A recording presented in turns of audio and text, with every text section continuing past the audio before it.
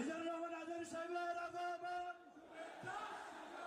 পটুয়াখালীর পক্ষ থেকে,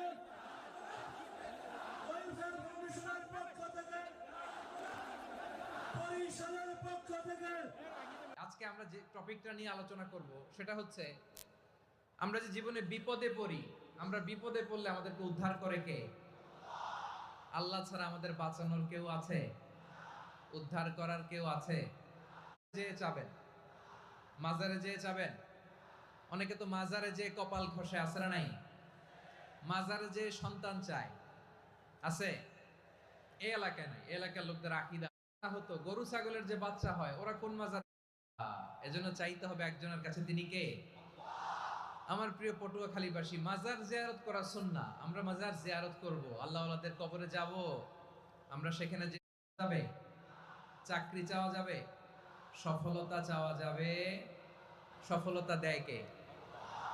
সবাই বলেন নাই, আওয়াজ করে বলেন, সফলতা দেওয়ার মালিক কে?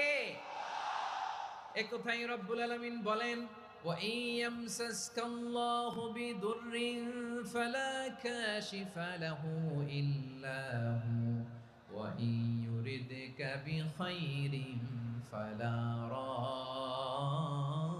রাদ্দা লিফাদলি ইউসিবু বিহি মান ইয়াশাউ মিন ইবাদিহি ওয়া হুয়াল গফুরুর রহিম। আল্লাহু আকবার। আল্লাহ বললেন, ওয়া ইয়ামসাসকাল্লাহু বিদুররিন ফালা কাশিফা লাহু ইল্লা হু।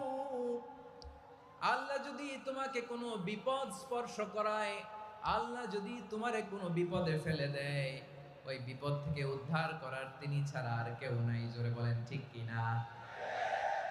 তিনি যদি কোনো বিপদে ফেলেন, তিনি ছাড়া বিপদ থেকে উদ্ধার করার কেউ নাই।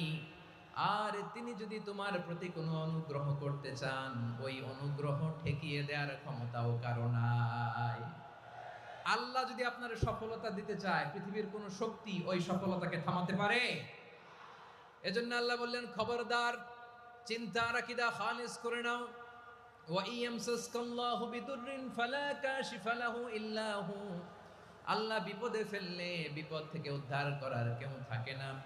আর আল্লাহ যদি তোমার প্রতি দয়া দেখাতে চান, অনুগ্রহ করতে চান, ওই অনুগ্রহকে প্রতিরোধ করার মতো ক্ষমতা কারো নাই।